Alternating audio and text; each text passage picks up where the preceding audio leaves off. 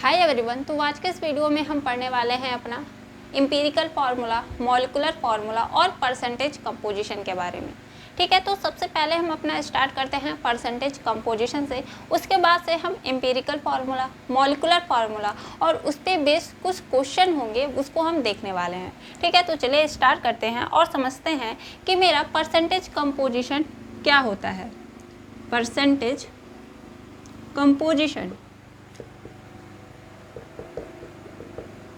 देखो, अगर हम परसेंटेज कंपोजिशन की बात करते हैं कि परसेंटेज कंपोजिशन होता क्या है, तो इसके लिए देखो, कोई भी कंपाउंड होगा, अगर कंपाउंड है तो उसमें क्या होंगे, एलिमेंट्स होंगे। तो किसी कंपाउंड में कोई एलिमेंट कितना परसेंट प्रेजेंट है, ये कौन बताता है, परसेंटेज कंपोजिशन। ठीक है, किसी कंपाउंड में कोई भी एलिमेंट कितना परसेंट प्रेजेंट है बाय मास, ये हमको बताता है परसेंटेज कंपोजिशन। अब देखो, हम किसी भी एलिमेंट का, मतलब कि अगर कोई कंपाउंड है उसमें जो एलिमेंट्स होंगे, हम बता सकते हैं कि वो जो एलिमेंट है उस कंपाउंड में कितना परसेंट प्रेजेंट है। ठीक है, हमारे पास फॉर्मूला है कि किसी भी एलिमेंट का हम लोग परसेंटेज कंपोजिशन निकाल सकते हैं, और वो फॉर्मूला क्या है मेरे पास, तो परसेंटेज कंपोजिशन ऑफ एलिमेंट। ठीक है, कोई भी एलिमेंट है तो उसके हमारे पास क्या है, फॉर्मूला है कि हम बता सकते हैं कि वो एलिमेंट कितना परसेंट प्रेजेंट है। ठीक है, फॉर्मूला क्या है, तो जो भी एलिमेंट है उसका एटॉमिक मास इनटू उस कंपाउंड में वो जो एलिमेंट है उसके जितने भी एटम हैं वो, यानी number of atom divided by molecular mass, उस कंपाउंड का मॉलिक्यूलर मास इनटू 100। ठीक है, अगर हमको ये बताना है कि किसी कंपाउंड में कोई एलिमेंट कितना परसेंट प्रेजेंट है, तो हम इसी फॉर्मूले की सहायता से क्या कर सकते हैं, बता सकते हैं। जैसे कि एक एग्जांपल के थ्रू समझते हैं। जैसे कि मेरा कैल्शियम कार्बोनेट कंपाउंड है, तो इसमें कौन कौन सा एलिमेंट है, एक तो कैल्शियम है, फिर कार्बन है और ऑक्सीजन है। तो हम लोग इसी फॉर्मूले के थ्रू देखेंगे कि कैल्शियम जो है कितना परसेंट प्रेजेंट है, कार्बन जो है वो कितना परसेंट प्रेजेंट होगा, और ऑक्सीजन जो है वो कितना परसेंट प्रेजेंट होगा, किस में, तो कैल्शियम कार्बोनेट में। ठीक है, तो चलिए निकाल के देखते हैं। सबसे पहले हम निकालते हैं अपना कैल्शियम के लिए percentage of calcium in calcium carbonate.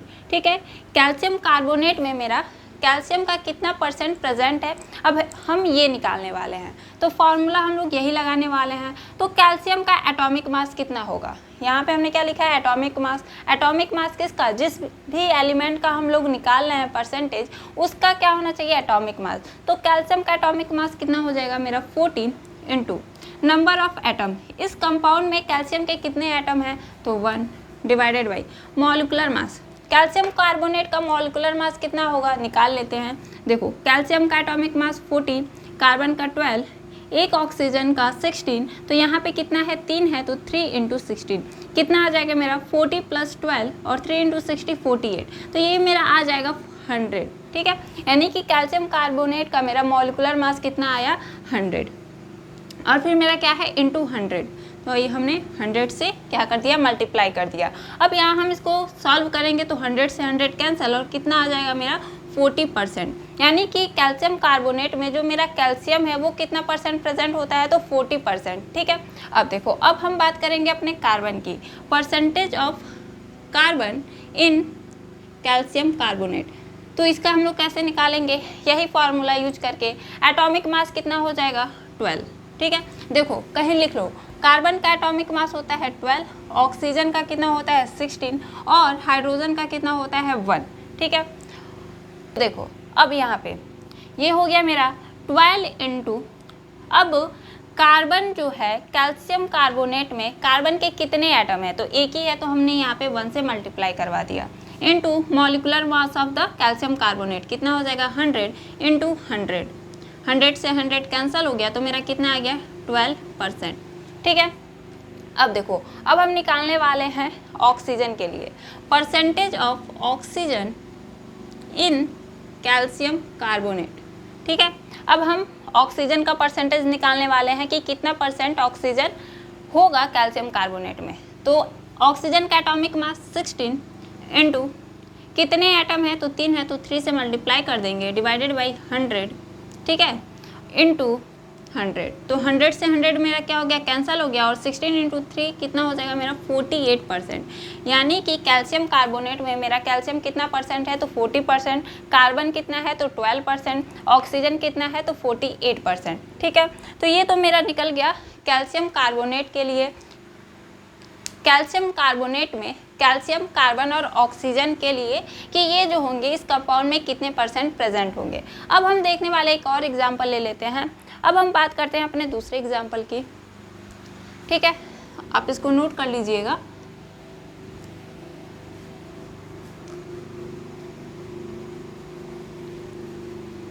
इसी तरह से हम किसी भी एलिमेंट का क्या निकाल सकते हैं, परसेंटेज निकाल सकते हैं कि कोई एलिमेंट किसी कंपाउंड में कितना परसेंट प्रेजेंट है। अब देखो, अब हम बात करते हैं अपना, देखो क्वेश्चन क्या है मेरे पास, find percentage of carbon, hydrogen and oxygen in glucose, ठीक है। हमको क्या बताना है कि ग्लूकोज में कितना परसेंट कार्बन है, कितना परसेंट हाइड्रोजन है और कितना परसेंट ऑक्सीजन है, ठीक है। तो सबसे पहले तो हमको ग्लूकोज का फॉर्मूला पता होना चाहिए, ठीक है। अगर ग्लूकोज का फॉर्मूला ही नहीं पता होगा तो हम कर ही नहीं पाएंगे, ठीक है। तो सबसे पहले देखो ग्लूकोज का फॉर्मूला क्या होता है, C6H12O6, ठीक है। फॉर्मूला क्या होगा, C6H12O6। हम यहीं पे इसका मॉलिक्यूलर मास निकाल लेते हैं क्योंकि हमको अभी आगे इसका काम है। तो चलो भाई हम निकाल लेते हैं। तो यहाँ पे देखो 6 कार्बन है, एक कार्बन का कितना होता है 12 होता है, तो यहाँ पे कितने कार्बन है 6 है, तो हमने 6 से मल्टीप्लाई कर दिया। 6 था तो हमने क्या कर दिया, 6 से ही मल्टीप्लाई कर दिया। अब देखो हाइड्रोजन कितने बार है, 12 बार है, तो एक हाइड्रोजन का 1 होता है, तो 12 हाइड्रोजन का क्या हो जाएगा 1 × 12 प्लस एक ऑक्सीजन का 16, तो यहाँ पे कितना है 6 है, तो 16 × 6 यानी कि हमने 6 से मल्टीप्लाई कर दिया। अब हम इसको सॉल्व करेंगे तो कितना आएगा, देखो जब हम इसको सॉल्व करेंगे तो मेरा आएगा 180, ठीक है। ग्लूकोज का मॉलिक्यूलर मास कितना होता है 180, ठीक है। आप लोग ऐसे निकाल भी सकते हो, आपको याद भी हो जाना चाहिए, अगर आपको याद हो जाएगा तो काफ़ी अच्छा है, ठीक है। अब देखो हम निकालेंगे परसेंटेज ऑफ कार्बन। सबसे पहले अब हम क्या निकालने वाले हैं, परसेंटेज ऑफ कार्बन। कैसे निकालेंगे, तो वही हमारा जो फॉर्मूला है, ये जो फॉर्मूला है इसी फॉर्मूले का यूज करके हम लोग कार्बन का परसेंटेज, हाइड्रोजन का और ऑक्सीजन का निकालेंगे। किस में, तो ग्लूकोज में। तो percentage of carbon in glucose, चलो भाई निकाल लेते हैं। तो सबसे पहले देखो एटॉमिक मास किसका, कार्बन का, कितना हो जाएगा 12। अब ये देखो नंबर ऑफ एटम कितने हैं इस ग्लूकोज में, 6 हैं, तो हम 6 से मल्टीप्लाई कर देंगे, ठीक है। देखो यहाँ पे हमने क्या लिखा है फॉर्मूले में, number of atom. Number of atom क्या है कि कंपाउंड में जो एलिमेंट का हम निकाल रहे हैं वो उसके कितने एटम हैं। तो यहाँ पे कितने एटम थे, तो 6 एटम थे, 6 एटम थे, तो हमने 6 से मल्टीप्लाई कर दिया, divided by molecular mass. Glucose का मॉलिक्यूलर मास अभी हमने निकाला कितना होता है 180, तो 180 × 100, ठीक है। अब देखो हमने जब ये किया, अब देखो हम इसको क्या करेंगे, सॉल्व करेंगे, तो 0 से 0 कैंसिल हमने किया, और यहाँ पे 6 है, नीचे 18 है, तो ये 1 टाइम में और ये 3 टाइम में, और ये जो मेरा ऊपर 12 है और नीचे 3 है, तो 3 1 टाइम में और 12 4 टाइम में हमने इसको कैंसिल कर दिया। तो हमको फाइनली क्या मिला, 4 × 10 यानी कि 40%। हमको ग्लूकोज में कार्बन का कितना परसेंट मिला, 40%। अब हम निकालने वाले हैं अपना हाइड्रोजन, ठीक है। हाइड्रोजन के लिए निकालने वाले हैं परसेंटेज, तो percentage of hydrogen in glucose, तो एटॉमिक मास क्या हो जाएगा हाइड्रोजन का 1, और ये कितने बार है, इसके कितने एटम हैं, तो 12 हैं, तो 12 से मल्टीप्लाई कर देंगे, नीचे 180 क्योंकि ग्लूकोज का क्या है मॉलिक्यूलर मास है, फिर इंटू 100, ठीक है। इसको सॉल्व करेंगे, देखो 0 से 0 मेरा कैंसिल हो जाएगा, ऊपर 12 है नीचे 18 है, ऊपर 12 है और नीचे 80 है, तो 12 इसको हम 6 के टेबल से काट दिया अगर, तो ये 2 टाइम में कट जाएगा, और 18 जो है वो 3 टाइम में कट जाएगा। अब देखो ये मेरा क्या आ गया 20 डिवाइडेड बाई 3, 2 × 10 20 डिवाइडेड बाई 3, तो इसको हम लोग सॉल्व करेंगे तो मेरा क्या आ जाएगा 6.666 ऐसे आते जाएगा। जब हम 20 डिवाइडेड बाई 3 को सॉल्व करेंगे तो मेरा 6.666 ऐसे ही आते रहेगा। तो हम लोग क्या लिख सकते हैं 6.67 लिख सकते हैं, यानी कि हमको हाइड्रोजन का कितना परसेंट मिला, 6.67% मिला। अब हम निकालने वाले हैं किसके लिए, तो ऑक्सीजन के लिए। तो ऑक्सीजन के लिए हम ऊपर ही निकाल देते हैं, ठीक है।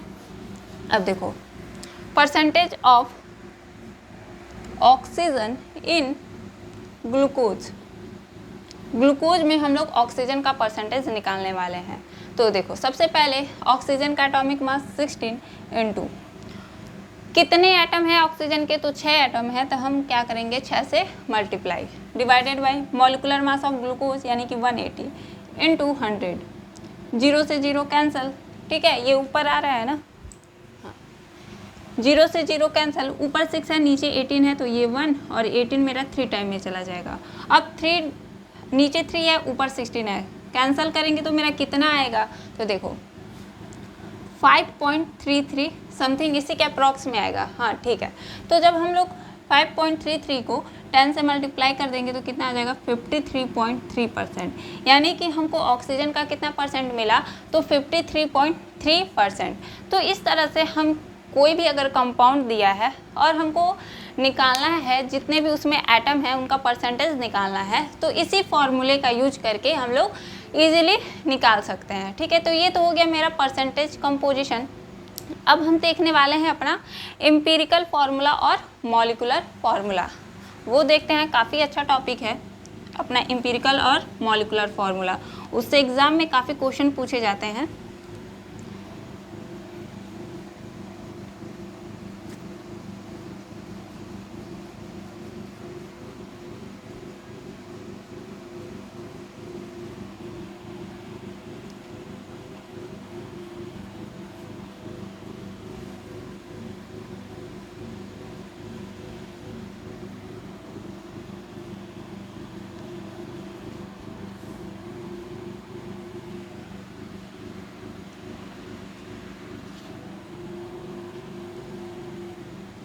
तो देखो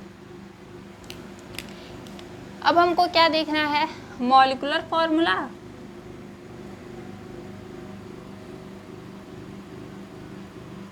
और एम्पिरिकल फार्मूला।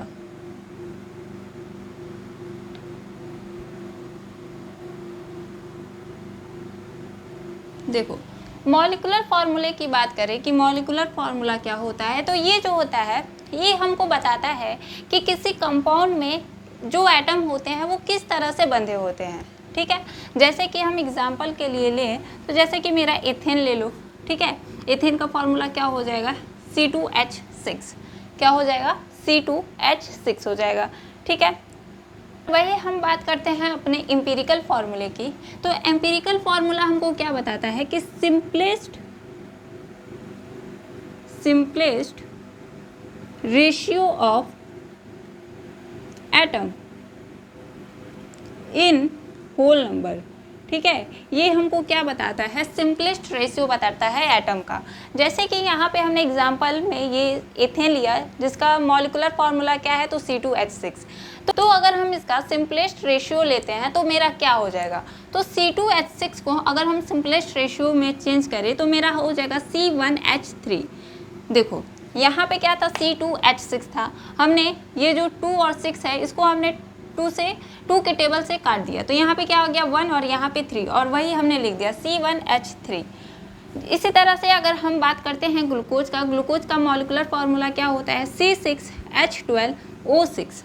और वही अगर हम इसके एम्पिरिकल फार्मूले की बात करते हैं तो क्या हो जाएगा, इसका सिंपलेस्ट रेशियो, ठीक है। इस जितने भी एटम है उसका सिंपलेस्ट रेशियो हो जाएगा, यानी कि मेरा क्या हो जाएगा यहाँ पे C1H2 और O1, 6 के टेबल से हमने काट दिया, तो 6 1 जा 6, 6 2 जा 12 और 6 1 जा 6, ठीक है। तो 1 2 1 हमने क्या लिख दिया, C1H2O1। तो ये क्या है मेरा, इसका एम्पिरिकल फार्मूला है। ये क्या है मेरा, तो इसका मॉलिक्यूलर फार्मूला है, ठीक है। तो अब देखो इसी तरह से एक और एग्जाम्पल हम ले सकते हैं ब्यूटेन का। ब्यूटेन का फार्मूला क्या हो जाएगा मेरा, C4H10, और इसका एम्पिरिकल फार्मूला क्या हो जाएगा, तो C, देखो इसको हम लोग 4 और 10 है तो 2 के टेबल से काट सकते हैं, तो क्या हो जाएगा C2H5, ठीक है। अब देखो इसको ऐसे नहीं करना है कि आप लोग क्या कर लो कि 2 और 5 को क्या लिख लो 2.5 लिख लो, ऐसे नहीं चलेगा, क्योंकि ये जो है हमने पहले डेफिनेशन क्या बोला है कि ये जो होता है सिंपलेस्ट रेशियो होता है एटम का इन होल नंबर में होना चाहिए, ठीक है। और हम किसी नंबर में नहीं लिखेंगे, यहाँ पे C2H5 ही रहने देंगे। इसको ये ना कि इसको भी हम लगे काटने C1 कर देंगे और H को H2.5 लिख देंगे, तो वो गलत हो जाएगा, ठीक है। तो ये तो हो गया मेरा मॉलिक्यूलर फार्मूला और एम्पिरिकल फार्मूला। मॉलिक्यूलर फार्मूला आपको क्या बताता है कि कोई एटम किसी कंपाउंड में किस तरह से बंधे होते हैं, जबकि एम्पिरिकल फार्मूला हमको क्या बताता है कि ये क्या होता है, तो सिंपलेस्ट रेशियो होता है एटम का होल नंबर में, ठीक है। जैसे कि हमने मॉलिक्यूलर फार्मूला में एग्जांपल देखा अपना एथेन का, ठीक है। एथेन का फार्मूला क्या हो जाएगा C2H6। अगर हम ये जो मेरा मॉलिक्यूलर फार्मूला है, अगर हम इसके एम्पिरिकल फार्मूले की बात करेंगे तो क्या हो जाएगा मेरा C1H3 हो जाएगा। फिर हमने दूसरा अपना एग्जांपल देखा ग्लूकोज का मॉलिक्यूलर फार्मूला C6H12O6 है, तो इसका एम्पिरिकल फार्मूला क्या हो जाएगा C1H2O1, ठीक है, ये हो जाएगा। इसी तरह से हमने ब्यूटेन का भी देखा, ब्यूटेन को हम लोग क्या लिख सकते हैं, इसका मॉलिक्यूलर फार्मूला क्या होगा, तो C4H10, वही इसका एम्पिरिकल फार्मूले की बात करें तो C2H5 होगा। तो इस तरह से हम मॉलिक्यूलर फार्मूला लिखते हैं और एम्पिरिकल फार्मूला लिखते हैं। तो अब देखो ये तो हमने लिख लिया, अब हम देखते हैं कि इसको हम लोग आपस में रिलेट कैसे कर सकते हैं, ठीक है। इन दोनों को आपस में हम लोग किस तरह से रिलेट कर सकते हैं, तो देखो इसको हम लोग एक एग्जाम्पल से समझते हैं। जैसे कि हमने यहाँ पे इथेन ही लिखा है, देखो हमने क्या लिखा है, यहाँ पे एथेन लिखा है, उसी को हम लेके चल रहे हैं। एथेन का मॉलिक्यूलर फार्मूला क्या हो जाएगा मेरा C2H6, क्या हो जाएगा C2H6। अगर हम इसके एम्पिरिकल फार्मूले की बात करें तो क्या हो जाएगा, तो C1H3। अगर हम आपसे कहें कि C1H3 से हमको क्या आना है, C2H6 पे आना है, यानी कि हमको इधर से इधर आना है, यानी कि C1H3 को हमको किस में चेंज करना है, C2H6 में चेंज करना है। तो उसके लिए हमको क्या करना पड़ेगा, अगर हम 2 से मल्टीप्लाई कर देंगे तो ये किस में चेंज हो जाएगा, C2H6 में चेंज हो जाएगा। यानी कि अगर हमको एम्पिरिकल फार्मूला ये जो मेरा C1H3 है, इसमें अगर हम 2 से मल्टीप्लाई कर देंगे तो ये किस में चेंज हो जाएगा, C2H6, यानी कि मॉलिक्यूलर फार्मूले में चेंज हो जा रहा है। इसी तरह से एक और एग्जांपल लेते हैं, जैसे कि मेरा ग्लूकोज C6H12O6, इसका एम्पिरिकल फार्मूला क्या हो जाता है मेरा C1H2O1। तो अगर हमको C1H2O1 को किस में चेंज करना है, C6H12O6 में चेंज करना है, तो उसके लिए हमको क्या करना पड़ेगा, 6 से मल्टीप्लाई करना पड़ेगा। 6 से अगर हम मल्टीप्लाई कर देंगे तो हमको क्या मिल जाएगा, C6H12O6 मिल जाएगा। हमको क्या मिल जाएगा, C6H12O6 मिल जाएगा अगर हम 6 से मल्टीप्लाई करवा दिए तो। यानी कि हम यहाँ पे क्या कर रहे हैं कि एम्पिरिकल फार्मूले को मॉलिक्यूलर फार्मूले में चेंज करने के लिए किसी नंबर से क्या कर रहे हैं, मल्टीप्लाई कर रहे हैं। तो यहाँ से हमारे पास एक रिलेशन मिल गया, और वो रिलेशन क्या है मेरा, कि अगर हमको एम्पिरिकल फार्मूला दिया हुआ है, एम्पिरिकल फार्मूला दिया हुआ है और हमको उसको चेंज करना है मॉलिक्यूलर फार्मूले में, किस में चेंज करना है, मॉलिक्यूलर फार्मूला में, तो हम कैसे कर पाएंगे, हम क्या करेंगे, किसी एक नंबर से, ठीक है, हम एक नंबर से अगर मल्टीप्लाई कर देते हैं एम्पिरिकल फार्मूला में तो वो किस में चेंज हो जाएगा, मॉलिक्यूलर फार्मूला में। देखो यानी कि हमको यहाँ से एक रिजल्ट मिल गया। रिजल्ट क्या मिला कि अगर हमको मॉलिक्यूलर फार्मूला पता है, ठीक है, मॉलिक्यूलर फार्मूला पता है तो एम्पिरिकल फार्मूला निकाल सकते हैं। अगर हमको ये n पता है, n क्या है, तो नंबर है। जैसे यहाँ पे हमने 2 से मल्टीप्लाई किया था, यहाँ पे ये 2 क्या है, वही n है, ठीक है। यहाँ पे 6 क्या है, n है, ये n जो है वो नंबर है, ठीक है। तो मॉलिक्यूलर फार्मूला से हम लोग एम्पिरिकल फार्मूला में चेंज कर सकते हैं, या फिर एम्पिरिकल फार्मूला से हम लोग मॉलिक्यूलर फार्मूला में चेंज कर सकते हैं, ठीक है। ये तो हो गया। अब हम देखो नेक्स्ट देखते हैं, क्या देखते हैं, अगर हम यहाँ पे बात करें एथेन की बात करें, अगर हम एथेन का बात करते हैं तो इसका मॉलिक्यूलर मास कितना हो जाएगा, तो 2 कार्बन है, इसका मतलब 1 कार्बन का 12, तो 2 कार्बन का 24 प्लस 6 हाइड्रोजन है यानी कि 6, 24 प्लस 6 कितना हो जाएगा, 30। यानी कि हमको एथेन का मॉलिक्यूलर मास कितना मिला, 30 मिला, ठीक है। तो अब हम बात करते हैं अपने एम्पिरिकल मास का। तो देखो, जब हम एम्पिरिकल फॉर्मूले का मास निकालेंगे तो उसको क्या बोलेंगे, एम्पिरिकल मास। तो यहाँ पे क्या है, इसका मास C1H3 है, तो इसका मास कितना हो जाएगा, 15 हो जाएगा। कार्बन का 12 और 3 हाइड्रोजन है तो 3, तो 12 3 15। ठीक है, तो आप लोग यहाँ पे देखो कि अगर हमको 15 से 30 में आना है, 15 से 30 में आना है तो हम क्या करेंगे, 2 से मल्टीप्लाई कर देंगे। अब नीचे की तरफ आ जाओ, इसी तरह ग्लूकोज में भी आप देख सकते हो। जैसे यहाँ पे मेरा ग्लूकोज है, अगर हम ग्लूकोज का मॉलिक्यूलर फार्मूला लिखेंगे तो कितना आएगा, अभी हमने निकाला था 180। एम्पिरिकल मास के बारे में बात करें तो कितना आ जाएगा, यानी कि एम्पिरिकल फार्मूला इसका क्या है, C1H2O1। इसका मास क्या होगा, जिसको हम लोग एम्पिरिकल मास भी बोल रहे हैं, एम्पिरिकल मास बोल रहे हैं। ठीक है, तो कितना आ जाएगा, कार्बन 1 है तो 12 + 2 + 16, ये मेरा आ जाएगा 12 2 कितना हो जाएगा मेरा 40, और 40 60 मेरा कितना आ जाएगा 30, यानी कि इसका एम्पिरिकल मास कितना आ गया, 30 आ गया। ठीक है, अब देखो, अगर हमको 30 से 180 आना है तो हमको क्या करना पड़ेगा, 6 से मल्टीप्लाई। हमको क्या करना पड़ेगा, 6 से मल्टीप्लाई, यानी कि हम ये देख पा रहे हैं कि इस रेशियो में मेरा एटम बढ़ रहा है, उसी रेशियो में मास भी बढ़ रहा है।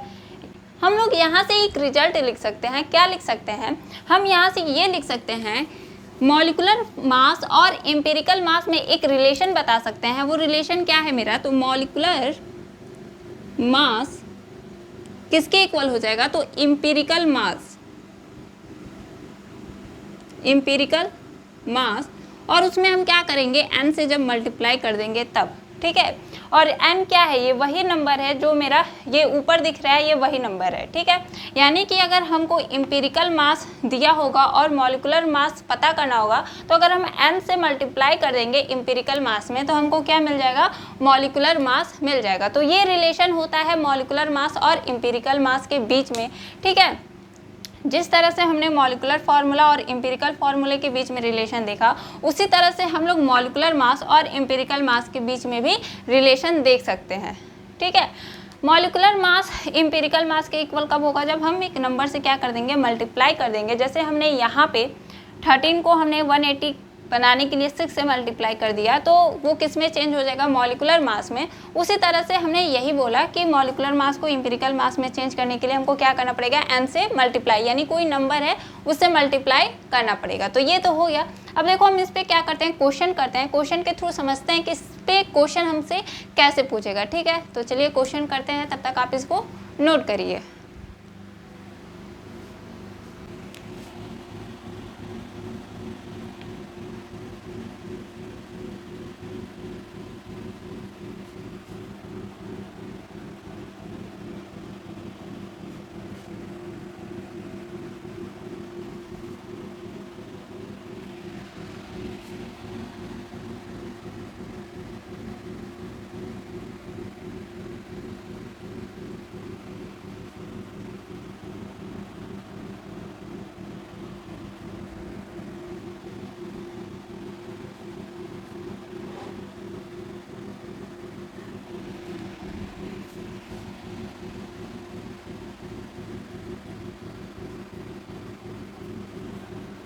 देखो, तो मेरा क्वेश्चन क्या है, क्वेश्चन में क्या कह रहा है कि a compound has molecular mass 90 and it's empirical formula is CHO2, find molecular formula. हमको क्या दे दिया है, मॉलिक्यूलर मास दे दिया है, एम्पिरिकल फार्मूला दे दिया है, और हमको क्या निकालना है, मॉलिक्यूलर फार्मूला। अब देखो, मॉलिक्यूलर फार्मूला निकालने के लिए हमको क्या चाहिए, हमने अभी पढ़ा था मॉलिक्यूलर फार्मूला किसके इक्वल होता है, तो n इंटू एम्पेरिकल फार्मूला। ठीक है, एम्पेरिकल फार्मूला इसके इक्वल होता है। और हमको क्या दे दिया है, हमको दे दिया है एम्पेरिकल फार्मूला दे दिया है, लेकिन हमको इस n की वैल्यू नहीं पता है। अब इस n की वैल्यू हम कैसे निकालेंगे, तो देखो, क्वेश्चन में दिया क्या है, मॉलिक्यूलर मास दिया है। ठीक है, तो अभी हमको पता है कि मॉलिक्यूलर मास किसके इक्वल होता है, मॉलिक्यूलर मास किसके इक्वल होता है, तो n इंटू एम्पेरिकल मास के इक्वल होता है। किसके इक्वल होता है, तो n इंटू एम्पेरिकल मास के इक्वल होता है। तो यहाँ से हम क्या करेंगे, ये देखो यहाँ पे ये, तो यहाँ से हम क्या करेंगे, हमको मॉलिक्यूलर मास पता है, एम्पिरिकल मास हम निकाल सकते हैं क्योंकि हमको एम्पिरिकल फॉर्मूला दिया हुआ है। तो यहाँ से हमको n मिल जाएगा, तो n निकाल लेते हैं। कैसे निकालेंगे? Molecular mass divided by empirical mass, empirical mass. ठीक है, मॉलिक्यूलर मास कितना दिया हुआ है? तो 90 दिया हुआ है, और मेरा एम्पिरिकल मास कितना हो जाएगा? तो CH2 है। तो CH2 का जब हम लोग एम्पिरिकल मास निकालेंगे तो कितना आ जाएगा? 12 + 1 और 2 ऑक्सीजन है तो 32 और प्लस 12 मेरा कितना आ जाएगा? 44 और 1 45, यानी कि हमको कितना मिल गया? 45। तो 90 डिवाइडेड बाई 45 कितना आ जाएगा? 2 आ गया, यानी कि n की वैल्यू हमको कितनी मिल गई? 2 मिल गया। तो हम लोग आसानी से क्या निकाल सकते हैं? मॉलिक्यूलर फार्मूला निकाल सकते हैं। कैसे निकालेंगे मॉलिक्यूलर फार्मूला? तो देखो n की वैल्यू 2 इंटू एम्पेरिकल फार्मूला कितना दिया हुआ मेरा? CH2। तो जब हम इसमें 2 से मल्टीप्लाई कर देंगे तो हमको क्या मिल जाएगा? C2H2O4, यानी हमको क्या मिल गया? फार्मूला मिल गया। हमको क्वेश्चन में क्या दिया हुआ था? हमको क्वेश्चन में दिया हुआ था मॉलिक्यूलर मास, ठीक है, और इसका एम्पेरिकल फार्मूला दिया हुआ था CH2 और हमको क्या निकालना था? मॉलिक्यूलर फार्मूला निकालना था। तो मॉलिक्यूलर फार्मूला हम अभी पढ़े हैं, कैसे निकाल सकते हैं? n इंटू एम्पेरिकल फार्मूले से। ठीक है, ये हमने पढ़ लिया था। अब हमको n निकालना है, ठीक है। एम्पेरिकल फार्मूला तो हमको पता है, लेकिन n नहीं पता है, तो हम n कैसे निकालें? तो क्वेश्चन में एक और दे दिया है मॉलिक्यूलर मास, और हम एम्पेरिकल मास निकाल सकते हैं। तो यहाँ से हमने क्या किया? n ले लिया, यहाँ से हमने n निकाल लिया। कैसे? मॉलिक्यूलर मास और एम्पेरिकल मास से। मॉलिक्यूलर मास कितना आया है? 90 और एम्पेरिकल मास 45, तो आ गया मेरा 2, n की वैल्यू 2 आ गया। तो उसी में ये जो मेरा फार्मूला है molecular formula is equal to n into empirical formula, उसी में रख दिया। हमको क्या मिल गया? मॉलिक्यूलर फार्मूला मिल गया C2H2O4। तो ये तो क्वेश्चन यही हो गया। अब हम देखते हैं अपना नेक्स्ट क्वेश्चन। अब देखो क्वेश्चन में क्या करता है कि हमको क्वेश्चन में मॉलिक्यूलर मास नहीं देता है, हमको क्वेश्चन में मॉलिक्यूलर मास नहीं देता है, हमको मॉलिक्यूलर मास के जगह वेपर डेंसिटी दे देता है। क्या दे देता है? वेपर डेंसिटी दे देता है। जैसे कि हम इसी क्वेश्चन के थ्रू समझते हैं कि हमको वेपर डेंसिटी कितना दे दिया है। Has vapour density is 45 suppose कर लेते हैं, ठीक है। वो हमको कितना दिया है? 45 दे दिया है। तो देखो आपको एक रिलेशन पता होना चाहिए, क्या कि वेपर डेंसिटी और मॉलिक्यूलर मास के बीच एक रिलेशन होता है, और वो रिलेशन क्या होता है? तो molecular mass is equal to 2 into vapour density, ठीक है। मॉलिक्यूलर मास किसके इक्वल होता है? तो 2 टाइम्स ऑफ वेपर डेंसिटी।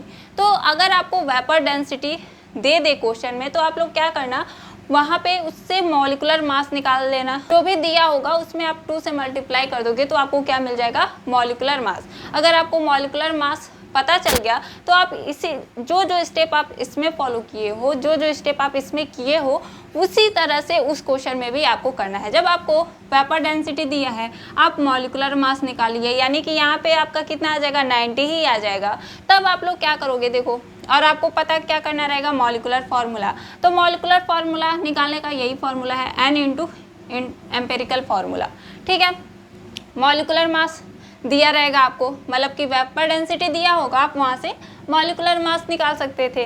तो वहाँ से आप लोग मॉलिक्यूलर मास निकाल लोगे, n पता ही करना है आपको, और एम्पेरिकल मास आपको निकाल लोगे। जैसे कि यहाँ पे आपको एम्पेरिकल फार्मूला दिया है तो आप लोग एम्पेरिकल मास निकाल सकते हो। और यहाँ से आपको जब n मिल जाएगा तो आप लोग यहाँ पे ये जो फार्मूला है मॉलिक्यूलर फार्मूला निकालने का, वहाँ पे आप लोग जा करके रख दोगे। आपको सिंपली जैसे ये क्वेश्चन सॉल्व किए हो, ठीक वैसे भी अगर वेपर डेंसिटी भी दे देता है तो आप लोग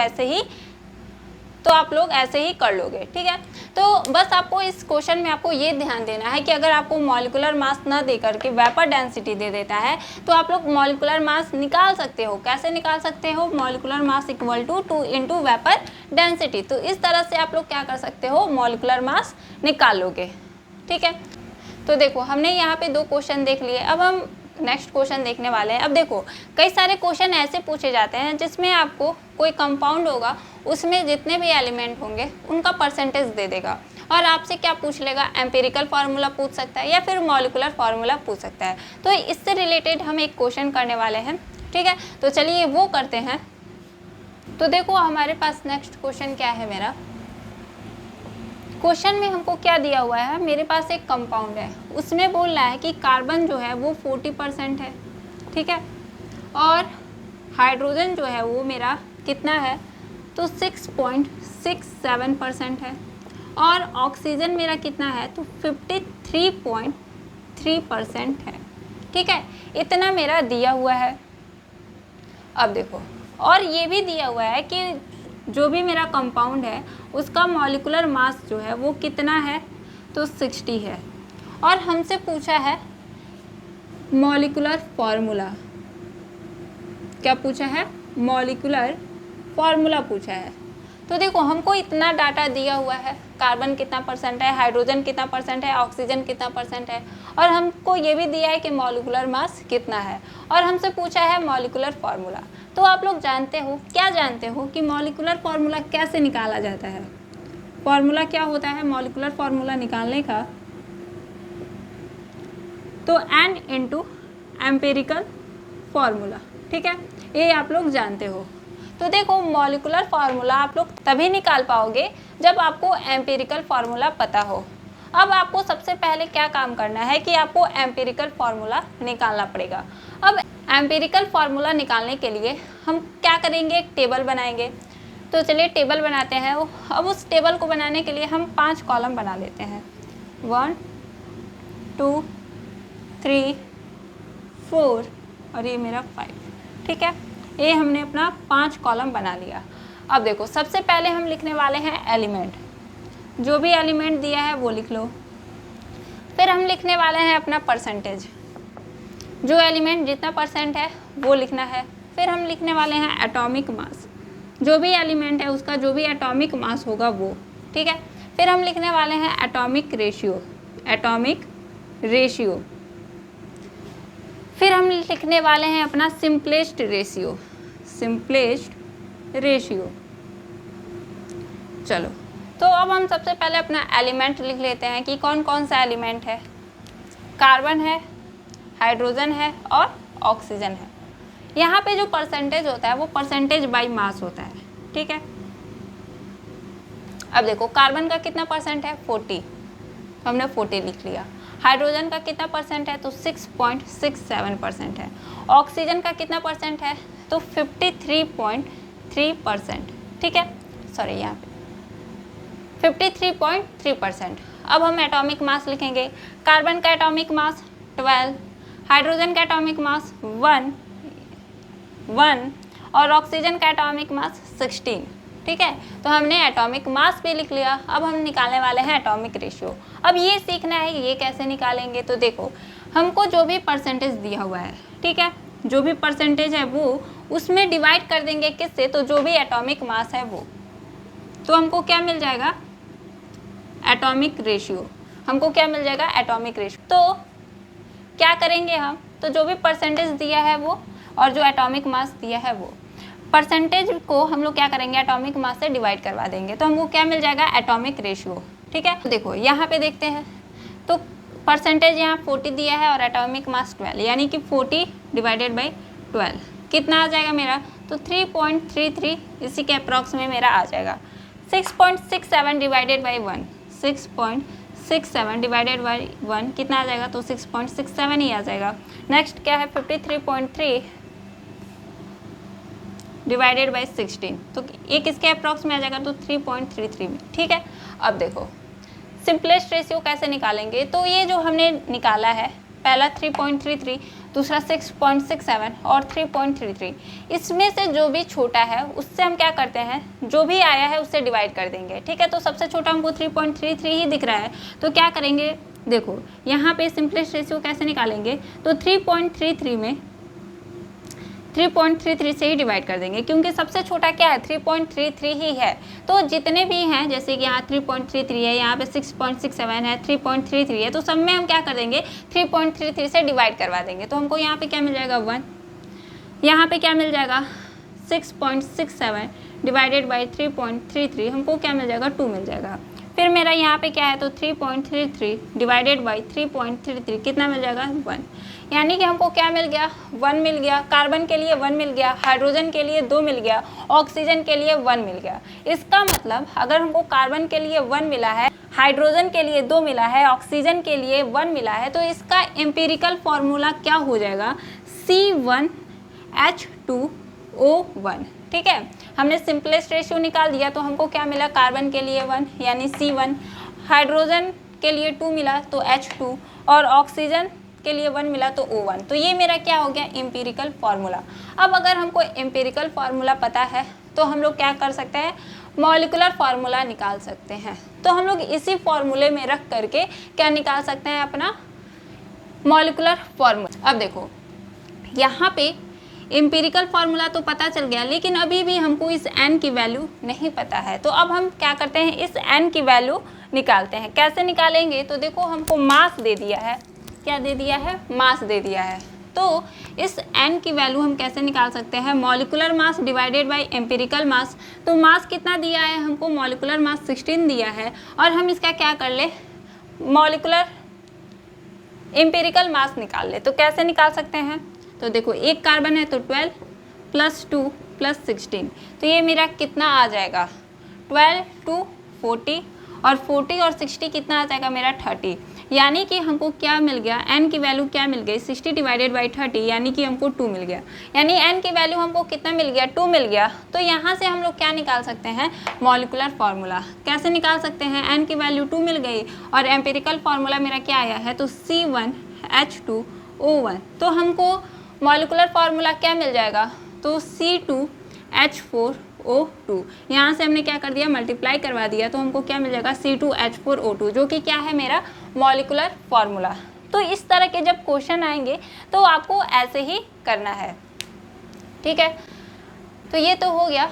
अब देखो आप लोग जब क्वेश्चन प्रैक्टिस करोगे तो आपको ऐसे भी कई सारे क्वेश्चन मिलेंगे, और आपको एक तरह का और क्वेश्चन मिलेगा जिसमें आपको क्या देगा कि परसेंटेज ना दे करके आपको मास दे देगा। तो आप लोग बस क्या करना, परसेंटेज की जगह मास लिख लेना। इसी तरह से आपका क्या बनेगा, टेबल बनेगा, बस परसेंटेज की जगह वो मास रहेगा, और सारा प्रोसेस मेरा ऐसे ही। और उस तरह का भी अगर क्वेश्चन होगा तो इसी तरह से प्रोसेस करके हम लोग क्या करेंगे, अपना मॉलिक्यूलर फार्मूला निकाल सकते हैं। ठीक है, तो इस वीडियो में हम आज इतना ही रहने देते हैं। अब मिलेंगे नेक्स्ट वीडियो में, तब तक आप अच्छे से रहिए, स्वस्थ रहिए और मस्त रहिए। और thank you so much for watching this video. Thank you.